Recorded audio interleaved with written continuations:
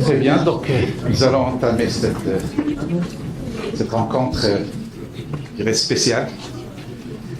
Donc je tiens tout d'abord à saluer la présence du président, c'est le ministre c'est Mohamed Barada, qui toujours nous fait l'honneur de nous accueillir dans cette enceinte scientifique, académique, d'échange. Et puis, bien évidemment, tous les invités, les professeurs, je vois beaucoup d'étudiants, de jeunes, issus de différents programmes, essentiellement de programmes dans le domaine du droit international, du commerce international, du plaidoyer diplomatique, qui sont intéressés directement par la thématique que nous allons aborder aujourd'hui. Alors, bien évidemment, nous avons l'honneur d'accueillir une diplomate de haut rang, Madame Carmen Morte-Gómez, qui est la chef du bureau du Conseil de l'Europe à Rabat depuis quelques années. Et comme vous le savez, en fait, vous êtes dans le droit international, dans les instances européennes. Le Conseil de l'Europe est une instance qui existe depuis 1949 et qui regroupe aujourd'hui 46 pays. Et dont la vocation, c'est essentiellement l'intérêt pour les droits de l'homme. Et vous savez que cette question a été posée au lendemain de la Seconde Guerre mondiale, où il y avait plusieurs instances. Chacune s'occupe d'une dimension qui soit financière, économique, mais également de droit international. Et bien évidemment, la question du droit de l'homme s'est érigée comme une question fondamentale pour le bon voisinage et pour la préservation des droits sacrés de l'humanité. Alors, le Maroc, c'est un peu l'objet de cette rencontre d'aujourd'hui, c'est de focuser sur les relations Maroc-Conseil de l'Europe. Et comme en fait l'intitulé proposé par Madame Gómez, c'est un intitulé qui a tendance à qualifier de cette relation de réussie. Et ça, c'est déjà un signal. Je crois que on va le détailler davantage, mais en essayant un peu de voir ce qui s'est passé ces 10 dernières années, j'ai vu qu'effectivement, il y a une évolution très positive depuis 2011-2012, et ça a coïncidé avec la nouvelle constitution marocaine de 2011, avec le nouveau modèle de développement, et bien évidemment avec les orientations royales. Sa Majesté accorde beaucoup d'importance à la question des droits de l'homme. Alors, dans cette foulée, le Maroc a eu quand même des statuts assez avancés comme partenaire pour la démocratie, locale. Et aujourd'hui, nous fonctionnons dans le cadre d'une feuille de route qui est de 2022-25, à laquelle Madame Gómez participe activement et effectivement va nous étaler un peu tout ce qui s'est fait ces dernières années, mais également les perspectives d'avenir. Donc, au nom de toutes les personnes qui sont là et puis toutes les composantes de notre université, nous remercions Madame Gómez pour avoir spontanément et immédiatement donné une suite favorable à notre invitation pour qu'elle soit avec nous aujourd'hui pour échanger avec nos jeunes, avec nos étudiants, mais également avec nos invités. Alors, avant de lui donner la parole, je voudrais quand même donner, je dirais, une brève biographie de Madame Carmen Morte-Gómez, de manière à ce que vous connaissiez un peu le profil de la personne qui aujourd'hui anime cette conférence pour nous. Donc, Madame Carmen Morte-Gómez a été nommée le 1er janvier 2022 au poste de chef du bureau du Conseil de l'Europe à Rabat. Elle est fonctionnaire au Conseil de l'Europe depuis 1993.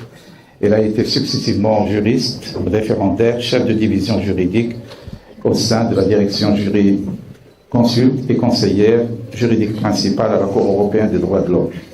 Elle a été également juriste référendaire au tribunal constitutionnel espagnol entre 2002 et 2004 et à la Commission interaméricaine des droits de l'homme pour 2000-2001. Madame Gómez est lauréate en 1990 de la faculté de droit de l'Université Complutense de Madrid en 1990, connue officieusement comme la Complutense pour avoir été la seule université espagnole autorisés à accorder le titre de docteur au cours de la fin du 19e et début du 20e siècle. Elle représente l'une des principales et des plus prestigieuses universités espagnoles. La représentante du Maroc du gardien européen des droits de l'homme et de la démocratie, la diplomate européenne, est également diplômée universitaire en sciences économiques par le CEU San Pablo de Madrid en 91. Et j'ai là également relevé qu'il s'agit d'une université prestigieuse à Madrid. Et puis vous en êtes diplômé en 1991 et titulaire d'un diplôme de 3e cycle en droit de l'Union européenne au Collège d'Europe à Bruges, en Belgique, en 1992. Madame Gomez compte à son actif de nombreuses publications, des livres, articles, chapitres d'ouvrages collectifs sur les droits humains et la jurisprudence de la Cour européenne des droits de l'homme. Elle a participé à des projets de recherche dans diverses universités espagnoles et a fait partie de comités éditoriaux dans diverses revues juridiques espagnoles. Elle a également, et elle l'est toujours, professeure, invitée, conférencière en matière de droits humains dans diverses universités et institutions juridiques et judiciaires en Europe, en Amérique latine et en Afrique, et précisément au Maroc et en Tunisie.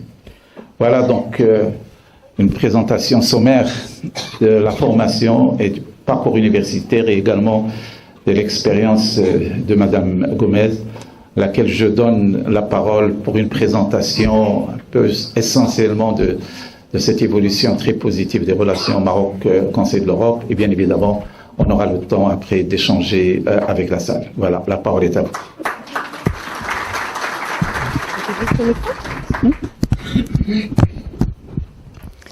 Merci beaucoup, messieurs les doyens. Comme ça? OK. Merci beaucoup, messieurs les doyens.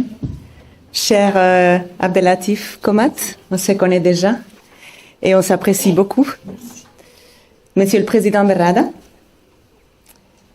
Madame la Présidente de l'arrondissement de Sidi Beliout, chers professeurs, étudiantes, étudiants, doctorants, doctorantes, je suis ravie d'être à cette faculté des sciences juridiques, économiques et sociales de l'université Hassan II de Casablanca. C'est la deuxième fois que je viens à cette université et ça me fait plaisir puisque c'est une université avec laquelle on va signer un mémorandum qui va nous permettre d'élargir ces liens d'amitié, mais aussi ces liens pour approfondir nos connaissances mutuelles dans mon cas du droit marocain et dans le vôtre, j'espère, du droit international des conventions du Conseil de l'Europe. Comme Monsieur Komat, il a déjà dit la moitié des choses que je voulais vous dire. Il a déjà parlé de façon succincte, mais il a déjà dit que je travaille au Conseil de l'Europe, au bureau du Conseil de l'Europe au Maroc, à Rabat. Je tenais à vous dire, mais il a déjà mentionné, le Conseil de l'Europe est une organisation internationale qui regroupe 46 États européens, de l'Islande à la Géorgie, en passant par les pays baltes, par les Balkans, par les pays du sud, du centre, du nord de l'Europe, qui va beaucoup plus loin géographiquement parlant que l'Union européenne, qui, elle, ne regroupe que 27 États. Donc, le Conseil de l'Europe inclut ces 27 États de l'Union européenne et 19 autres, donc toute l'Europe, sauf la Russie, parce que c'est une dictature et on n'accepte pas les dictatures au Conseil de l'Europe, et la Russie, qui faisait partie du club et qui a été expulsée en raison de la guerre en Ukraine. À part ces deux pays, il resterait les sans-sièges, qui n'est pas État membre en tant que tel, et il resterait le Kosovo, pour ceux qui considèrent que c'est un État à part entière, ce qui n'est pas encore, c'est discuté, mais c'est pas encore reconnu à 100% par les Nations Unies. Et à part ça, même l'Andorre, même le Liechtenstein, même les mini-États font partie du Conseil de l'Europe. Comme M. Komat l'a signalé, l'organisation s'est constituée en 1949 à la fin de la Deuxième Guerre mondiale par les traités de Londres, par 10 États. Et c'est une organisation essentiellement intergouvernementale, à caractère politique, mais axée sur seulement trois piliers fondamentaux, qui sont le respect des droits humains, la gouvernance démocratique et l'état des droits, la suprématie du droit. Les traités les plus importants du Conseil de l'Europe est la Convention européenne des droits de l'homme de 1950, donc juste une année après la création de l'institution, de l'organisation internationale. Et c'est autour de cette convention et de sa jurisprudence, la jurisprudence de la Cour européenne des droits de l'homme, qui ont surgi petit à petit toutes les autres conventions, certaines très importantes et toujours axées sur le respect des droits humains, la démocratie et ou l'état de droit. Vous connaîtrez peut-être, on ira un peu plus loin en détail par la suite, mais vous connaissez peut-être la Convention d'Istanbul de lutte contre la violence à l'égard des femmes, qui suit, c'est juste un exemple, qui suit les principaux aspects de la jurisprudence de la Cour européenne des droits de l'homme à l'égard de la violence, de la lutte contre la violence contre les femmes. Donc toutes les autres conventions, en général, suivent aussi cette approche qui développe la jurisprudence, qui développe et qui se spécialise par rapport à partir de la jurisprudence de la Cour européenne des droits de l'homme. En deux mots, pour vous dire, si le Conseil de l'Europe était un État, son gouvernement serait le comité des ministres composé des ambassadeurs représentants permanents des 46 États à Strasbourg, auprès du Conseil de l'Europe. Qui représentent en fait les ministres des Affaires étrangères de ces 46 pays, qui ne peuvent pas tous être tous les jours au Conseil de l'Europe à Strasbourg. Le Parlement serait l'Assemblée parlementaire du Conseil de l'Europe et le pouvoir judiciaire serait la Cour européenne de droits de l'homme, comme je viens de dire. Il y a d'autres institutions très importantes pour lesquelles le Maroc, on verra si on a le temps un petit peu plus tard, mais pour lesquels le Maroc joue un rôle essentiel, comme je viens de citer l'Assemblée parlementaire du Conseil de l'Europe, où le Maroc, M. Komad l'a dit aussi, le Parlement du Maroc a un statut spécial pour la démocratie auprès de l'Assemblée parlementaire du Conseil de l'Europe. Il y a 4 États non membres seulement qui ont ces statuts. Le Maroc a été le premier et il est le plus développé. Il peut, on ne va pas rentrer dans les détails, mais il peut pratiquement tout faire comme les autres délégations, comme les autres parlements des 46 États membres, sauf voter. Mais ils peuvent intervenir dans les discussions, les délibérations, même proposer des textes, des recommandations, etc., pour que vous fassiez une idée de ce que ça représente avoir ce statut de partenaire pour la démocratie. Et la même chose au niveau de la démocratie locale, au niveau du Congrès de pouvoirs locaux et régionaux du Conseil de l'Europe. Le Maroc a aussi un statut de partenaire privilégié pour la démocratie locale. Et justement, on parlait tout à l'heure, il y aura des assises pour la démocratie locale, pour la dérégionalisation à Tanger le week-end prochain. Donc, le congrès de pouvoirs locaux sera présent et aussi une bonne partie des associations qui représentent les élus locaux au niveau du Maroc, qui ont ce rôle particulier auprès du congrès de pouvoirs locaux à Strasbourg, locaux et régionaux à Strasbourg. Quelques sujets sur lesquels les conseils de l'Europe travaillent en général, et après on passe au travail au Maroc. L'abolition de la peine de mort, la prévention de la torture et des peines et traitements inhumains et dégradants, les droits sociaux et économiques.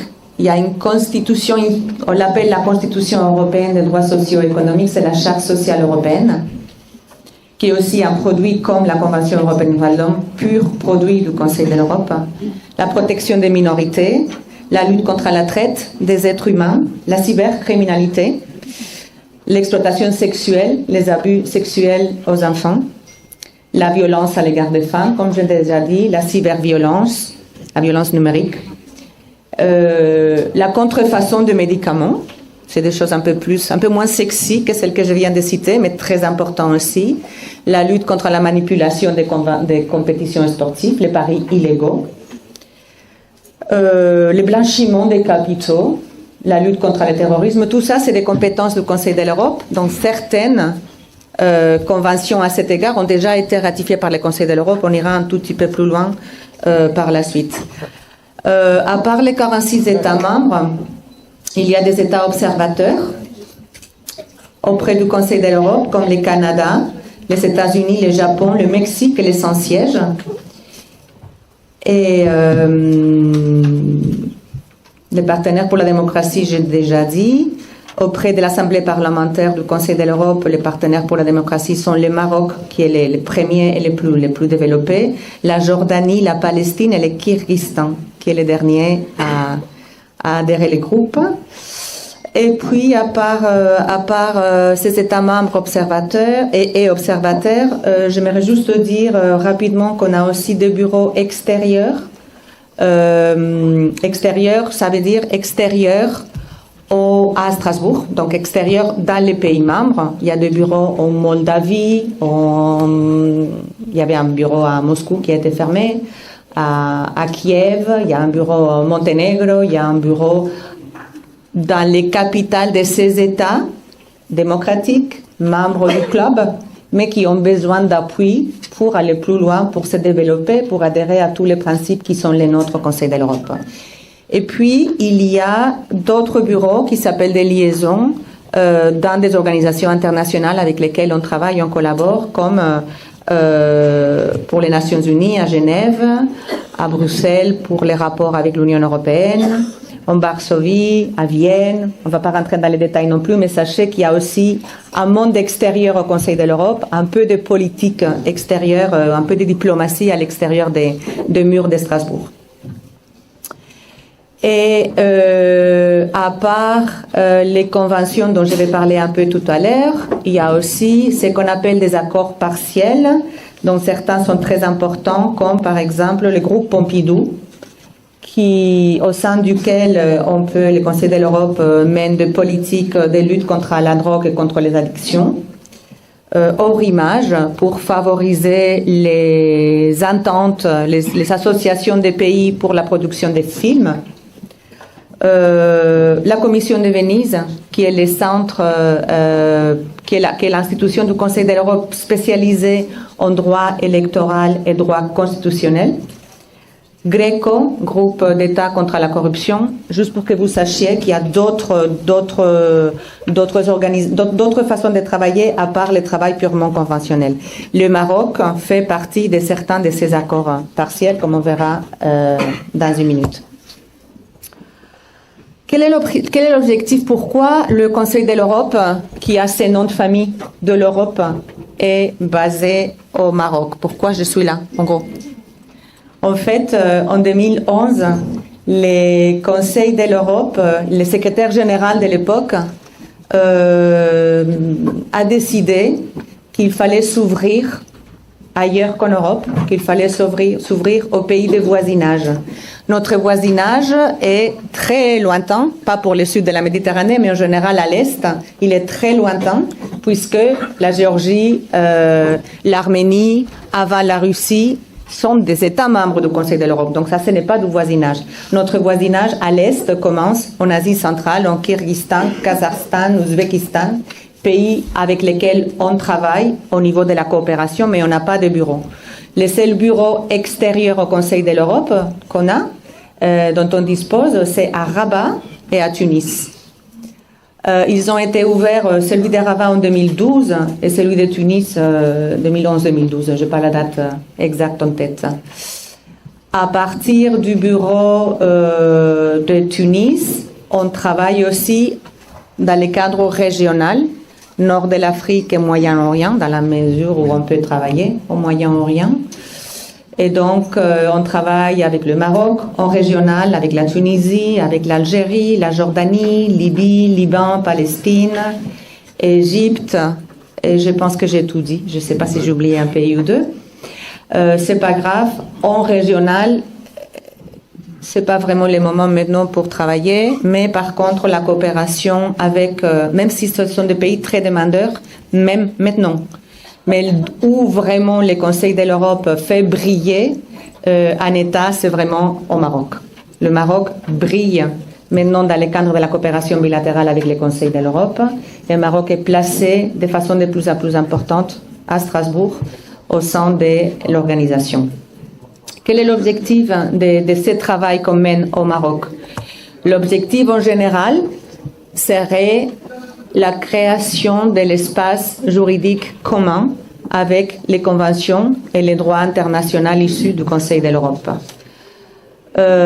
Je dis serait au conditionnel parce qu'en fait, pour moi, ce n'est pas un objectif, la création de l'espace juridique commun. L'espace juridique commun avec Strasbourg, avec le Conseil de l'Europe, est déjà créé. Ce qu'on fait maintenant, c'est les consolider. Et vous allez comprendre pourquoi je dis ça dans un instant. À partir de la Constitution de 2011, même avant la Constitution, un tout petit peu avant, mais surtout à partir du moment où le bureau s'est installé, ces rapprochements avec le Conseil de l'Europe est devenu une évidence. Et le Maroc a commencé à harmoniser ces différents cadres juridiques, certains aspects de sa législation, pour les accommoder aux principes des conventions du Conseil de l'Europe, par les Nations Unies, évidemment, ce qui est évident. Mais les conventions du Conseil de l'Europe sont un tout petit peu plus, pas un tout petit peu, sont plus modernes que celles équivalentes du Conseil de l'Europe, des Nations Unies. Pour certaines, elles sont plus spécifiques et surtout, puisque c'est moins de pays, c'est 46 pays, avec certains autres pays extérieurs qui ont aussi la possibilité de ratifier.